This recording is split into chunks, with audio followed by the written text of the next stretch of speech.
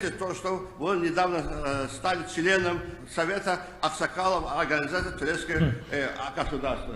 С этой точки зрения я хочу вас сердечно поздравить. Да здравствует дружба и братство Азербайджана и Туркменистана. Слава туркменскому народу, слава президенту Туркменистана и Аксакалу Туркменистана.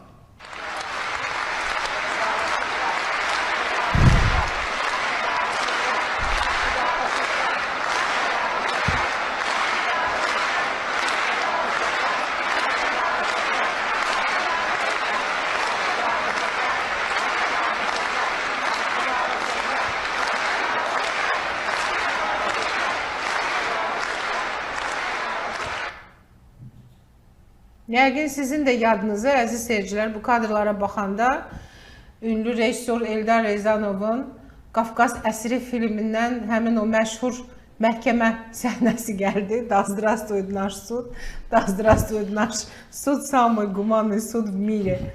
Yəni, baxın, belə adamlar deputatdılar Azərbaycanda. Bu beynəlxalq Millətin adlı, sanlı, bu millətin təəssübünü çəkən, bu millət üçün əməyini verməyi özünə bir vətəndaşlıq borcu hesab edən, ağlı, savadı, şuuru yerində insanlar isə qıraqdadılar. Bu insanları bəhbəhlə görün, aparıb paralara çıxardırlar.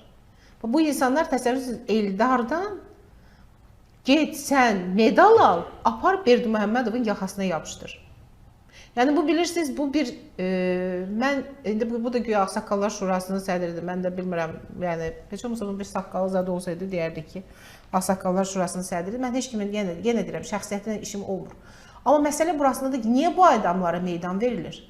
Niyə bu adamlar, bax Azərbaycanı bu şəkildə biabır eləyən adamları aparırlar, mandat verirlər, aparırlar vəzifə verirlər, aparırlar səlahiyyət verirlər.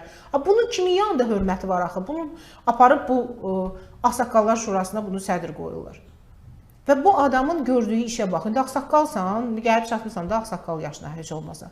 Yəni başqa 2 dənə ağıllı adam yığ da. Bu maşenniklər necə olur? Hamısı sənin böyrü başında olurlar. Yəni heyrət, Azərbaycandakı bir sıra prosesləri sözün əsl mənasında ağılla, normal düşüncə ilə anlamaq mümkün deyil. Deyil də. Nəyi anlayaq? Bu mənzərədə anlayacaq bir şey var.